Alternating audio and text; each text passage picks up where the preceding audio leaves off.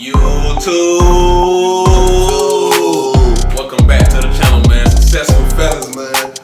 First, I want to thank everybody that's been supporting us. We finally reached our first goal of 200 subbies. But it's a big issue right now that 40% of Americans rate as a top issue right now in America, and that's gun violence, man. Gun violence. Just this year alone in 2022 has been over 240 mass shootings, 27 school shootings. Just this year alone for the school shootings at 27, we are on record pace to be the all-time high in school shooting in 1 year, which was 2021, 34 school shootings. What is considered a mass shooting? Great. That's really a good question. What is considered a mass shooting? I heard the news say the other day that it was 2 or more people in the shooting. Cause when you think of mass shooting, you think it's like a mass. Yeah, shooting, like some 10 people getting shot, like someone shooting in the crowd and hitting a bunch of people. I didn't think it was just, even though don't get me wrong, it's terrible, anybody getting shot. But I'm just saying, I always picture the mass shooting as Buddy from Las Vegas when he shot all them people from up. That, you know what I'm saying? You think of stuff like that. That was like a massacre shooting, whatever you want to call that. But so it's a real issue right now. What is coming to the light more and more as we speak, more and more as we go, that gun violence in America is really coming a real issue. But being from where we from, it's been an issue. A huge issue. It ain't just became an issue because a school got shot up. I mean, not to downplay them at all, that's definitely terrible, but it's been an issue, and every hood in America gonna tell you, everybody from the hood gonna tell you, this issue ain't just start last week. It's been started. How old were you when you first got like your hands on a weapon, bro? 9 years old. 9 years old. I think I was 12. And at that same age, at 9 years old, that's when I seen somebody get shot right in front of me, out there in Myrtle, in Jacksonville, Florida, on the north side. You know what I'm saying? Jacksonville is a huge crime rate. This is why we want to talk about what the issues is going on right now in America and stuff. Because there are a lot of major issues right now in America that need a lot of attention. But we want to bring the issue to this one because we want to know how you think we can prevent gun violence. Because it's so many guns on the streets. And we know Buddy went and purchased one because he turned 18, so he was legally allowed to go own a weapon, right? But there are numerous. Before I was 17, I probably done had 30, 40 different guns just from breaking into people's cars. I mean, you know, I'm a convicted felon, so I wasn't doing right. So people would keep guns in their glove boxes, breaking people's houses. We're taking 10 guns out of one house maybe, you know what I'm saying? So I can't tell you, I'm just one person, and I grew up with like 10 people that was doing the same thing, and they had multiple weapons, you feel me? So what can we do to prevent gun violence? So the first thing I'm gonna say is, in my opinion, there's really no right or wrong answer to stop gun violence in America, you know what I'm saying? Like, they got the Protect Our Kids Act that they're trying to pass right now, if they ain't already passed it, like, and one of the act is raising the age limit from 18 to 21. Yeah. And honestly, in your opinion, do you think that's gonna make a difference? I don't know how much it'll make a difference because I did not run any numbers and statistics. And everybody that knows me, I'm good with the numbers and statistics. So I might need to look into that. But I do know from all these books, and I mean, we read books, so and that's just a handful of books that we keep our hands on. But from all the books that we read, and I actually did go to marketing. You know, I got my marketing degree, so I had to take an introduction to psychology class, and they talk about how your frontal lobe cortex, your frontal lobe right here, doesn't really finish developing till the age of 25. Which is why we were so young out here with these weapons, making bad decisions, but we didn't have the capacity. Yeah, to really understand, because you don't think about your actions and consequences meeting up together, right? Because it hasn't fully developed yet. I mean, like, how do you feel about that for real? That's facts, because back in the days was actually doing stuff without worrying about the consequences. And research, like it definitely came out at the age of 25, that's when it fully develops in your mind. Not for everybody, but for some people, and I, speaking from experience, it really applied to me. Because back at 15, 16, 17, 18, 19, 20, 21, 22, till I finally went to prison, I didn't care about consequences. I did dumb stuff, not caring about consequences. But now at the age I'm at now, which I'm at 33, consequences matter, you know what I'm saying? Like it really clicked to me like, bro, is that really worth it? Doing this, that's stupid. And it just don't really, you know what I'm saying?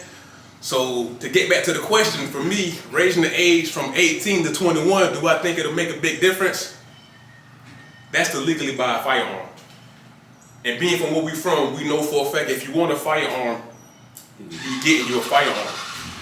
I mean, it's so easy to get a gun off the streets. Overly easy to get a gun off the streets. Like, it don't take much work to get a gun off the streets. So raising the age from 18 to 21, it might look good on paper. It might look good, like, okay, we're actually trying to do something.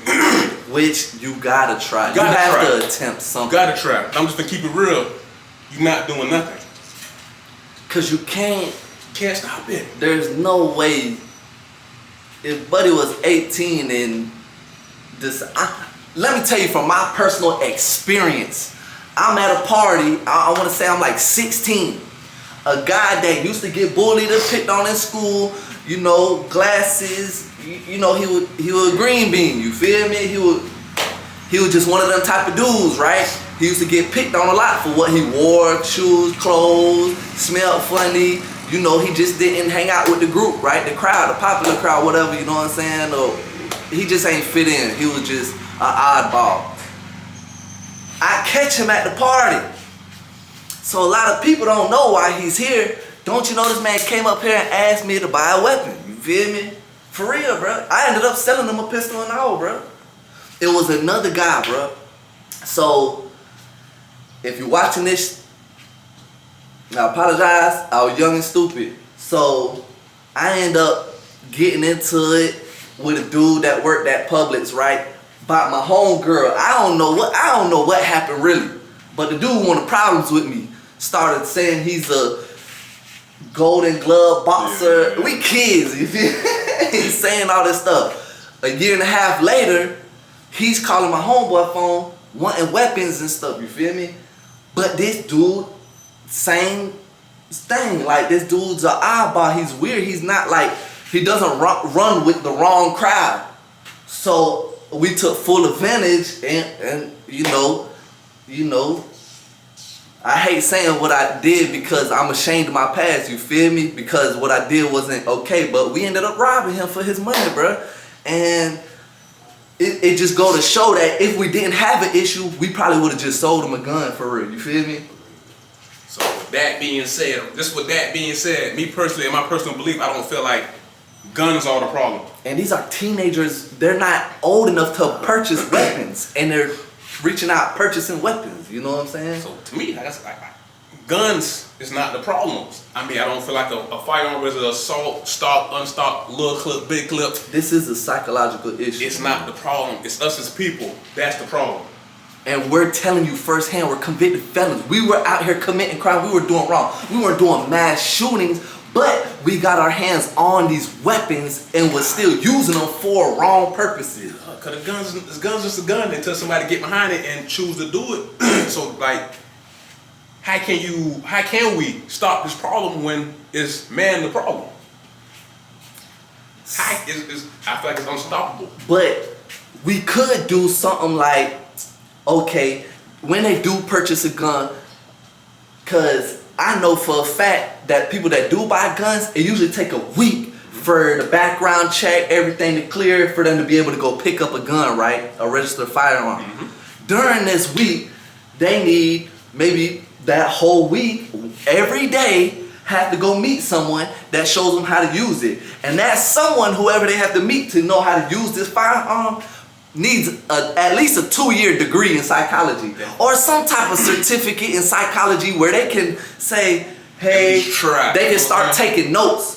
And while they're training them to use a gun, they need to have a set questions where they say, hey, what you want to purchase a firearm for, blah, blah, blah, blah, blah, and try to get in this person's head to see what's really going on. Because if someone slip and say, you know, I've been bullied my whole life, X him out, or whatever, you know what I'm saying?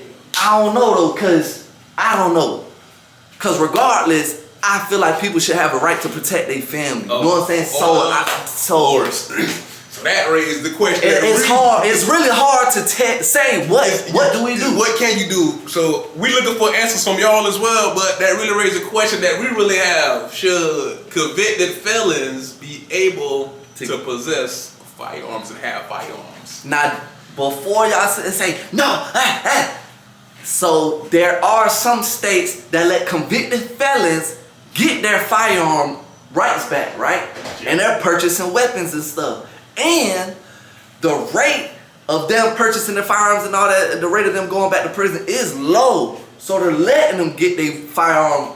But our thing is like, even if you don't feel like a convicted felon should be able to have a concealed weapons license, carry it wherever they go, we should have some type of permit where we could get a firearm and keep it at the house. And if we get caught with it outside the house, maybe there's consequences. But let's talk about how we have that Protect Our Kids Act right now. Even though it really means protect our kids, is mean for like the school shooting, protect our kids in school, but it's simple, protect our kids. We deserve to protect our kids anywhere. Yeah, anywhere or everywhere, exactly. At home, whatever. And us being convicted felons, also Americans, we should have all our rights as well. I mean, we got convicted for the charge we got convicted of. We served our time. While we was in prison, we lost all our rights. Every right that any man had in prison, you lost them rights. I don't care what they tell y'all, your rights was fully lost. We paid our time, we paid our due. So-called got rehab in the correctional facilities, which didn't help rehab us at all. We had to rehab ourselves, you know what I'm saying? But we out here now doing everything that Americans supposed to be doing. We working hard. We paying all our taxes like y'all paying. We know how to but certain rights we don't have. So we don't have the rights to protect ourselves. We don't have the right to protect our homes, our family. Should convicted felons have their rights back to have firearms? I'm on the side of, yes, we should. Okay, we got our background. We did what we did in the past. A lot of these folks who do school shootings check their backgrounds. Who do bad shooting period, check their backgrounds. They have none. No background. So how much of a bigger part does that play? You can't just freaking judge a man off a mistake he made in the past. Because let's keep it real. Most of us as Americans have made pretty damn big mistakes. Just haven't been caught for it. Yeah, you're right. Just haven't been caught. I mean, that's facts. We all do stuff. We all mess up. But I do feel like we all should have the right to protect the stuff that we work hard for. To protect the family that we need to protect as men. You know what I'm saying? That's our job. That's what we're supposed to be doing. And the thing is, like, you can't really judge a man on his past no more, because people change every single day through the experiences that they go through every single day, right? So when you see a man that's been out of his incarceration for years, and he done started a business, purchased a house, have cars, wife, kids, he's doing everything he's supposed to be doing as a American citizen supposed to be doing, right? Then when is the level that we should be able to get all of our rights restored? Because we do have the right to vote, right? We got that back? Yeah. Okay. I actually voted. So we do have, I know personally for a fact, in Florida, I don't, you know what I'm saying? I don't know about other states, but in Florida, we have the right to vote. Nice. But if you have anything, I mean anything that can help us, because help all of us. We got 200 subscribers. I know that's not a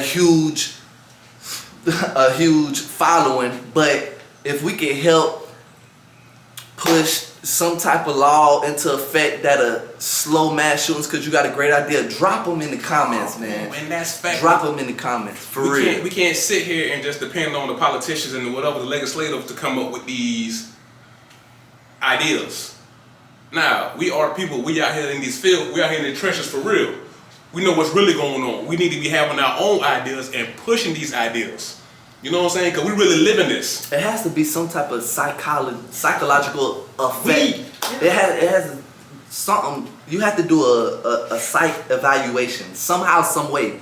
You have to do this when purchasing a gun.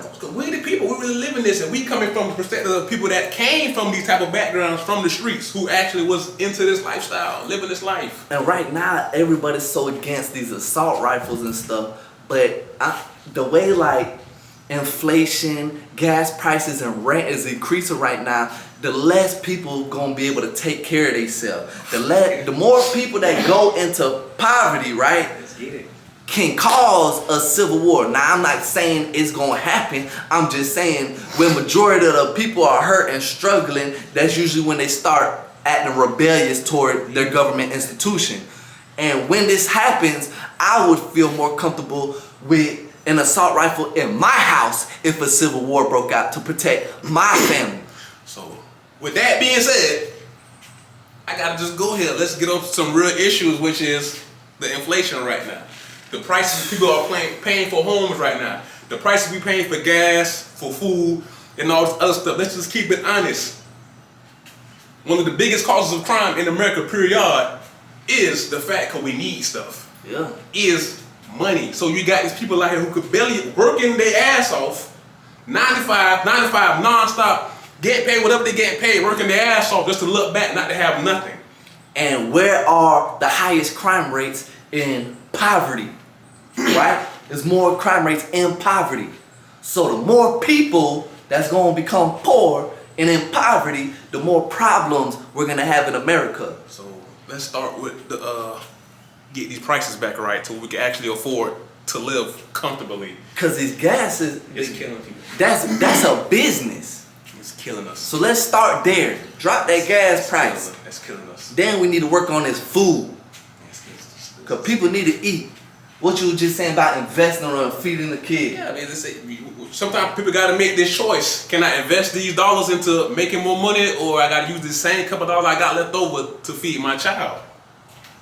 It's a simple solution. I got to feed my child. You know what I'm saying? Come on. But to me, we need to start with that. Let's start with these inflation prices and all these prices to slow down gun violence, to slow down crime, because these prices would drive the same man to become insane. If you go up in the prison system right now and ask probably 90% of people in prison what you in prison for, I was just trying to make it, bro. I ain't had no money, bro. Trying to get some So money. now when the average person who working their whole life ain't average no more because they ain't got the money to afford nothing, they working so hard but I ain't got nothing, that kind of push people to the side of crime like, man, I need more.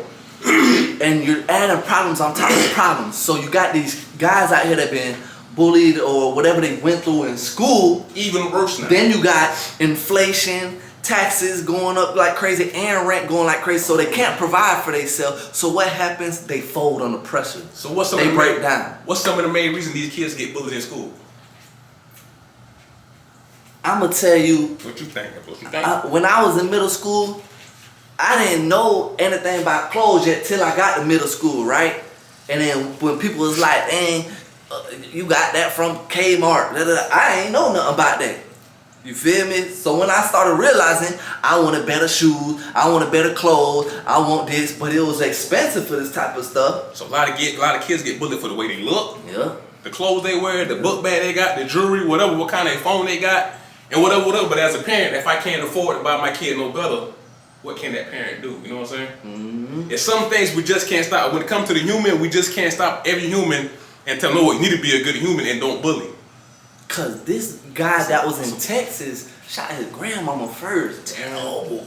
So what we can do, I feel like we can do, a problem that we can solve is come back down to the prices. So maybe these parents can afford their kids. Not trying to make an excuse for anybody, because bullying is dead wrong, and I'm totally against bullying and all that there. 100%. I'm gonna keep 100 with you. I bully the bully. That's what I'm on. You feel me? Yeah. But at the same time, we need to do something that we can do right now, which is drop prices. Get the prices back right, so maybe these families can afford more and not just everything they got is going to a bill or going to food. You know what I'm saying? Don't get me wrong, clothes ain't everything, but kids gonna be kids. And that's just the way of the world. It's been going on for a long time. So we gotta get to a solution, a physical problem that we can actually solve, which is these prices, bro. Inflation. Inflation, that's killing everything right now. I know, I've been out 2.5 years. So I'm a vegan, right? I'm on a strict diet. I literally buy the same thing for the past 2.5 years, right? The same thing. When I first got out, I was spending $170 on groceries. I'm spending $250 on the same groceries I've been buying the past 2 years. Facts, bro. Facts. You know what I'm saying? Definitely facts. And if you got the same job, making the same money, that's crazy, because how do you expect me to put up money, save money, invest money to get out of a bad situation? I know a dude right now who's staying in a 1-bedroom apartment. Not We're even convicted that felons big. now, so we can't just jump at the opportunities for every job. Nah, my dude staying in a 1-bedroom apartment in a villa, paying $12.50 a month for a 1-bedroom small apartment, bro. What kind of price is that? Yeah, that's crazy. Just to feed myself and my girl right now, I'm spending like over $200 a week. Just to feed 2 of us with no child right now. And it's 2 of us. Come on, man, prices is out of control, man. Let's get to the real issue at hand right now. Let's get these prices back under control, man. For real. And watch that crime rate drop when we do. Once again, this is just our thoughts, our opinion. Hey man, successful feelings.